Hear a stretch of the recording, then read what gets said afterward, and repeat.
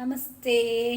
ഇന്ന് പറയാൻ പോകുന്നത് നമ്മുടെ കോസ്മിക് എനർജി, എർത്തിൽ വന്നിട്ടുള്ള എനർജി ഷിഫ്റ്റിനെ കുറിച്ചിട്ടാണ്. ഒരു നമ്മുടെ ഓഗസ്റ്റ് 7th ഒക്കെ ആയപ്പോഴത്തേക്ക് ഒരു ന്യൂ പോർട്ടൽ ഓഫ് എനർജി വരുന്നത് സ്റ്റാർട്ട് ചെയ്തല്ലോ. നമ്മുടെ ഇവിടെ അത് രാമായണ മാസം കർക്കിടകം ഒക്കെ ആയിട്ട് നമ്മൾ കുറേ സ്പിരിച്വലി റിച്വൽസ് ഒക്കെ ആയിട്ട് പോയി. പിന്നെ ഭഗവാൻ ഒരു 4 മാസത്തോളം യോഗനിദ്രയിലാണ്. അപ്പോൾ അതിൻ്റേതായിട്ടുള്ള ചേഞ്ചസ്, ഓസ്പീഷ്യസ് ആയിട്ടുള്ളതൊന്നും നോർത്തിലൊന്നും ചെയ്യാറില്ല.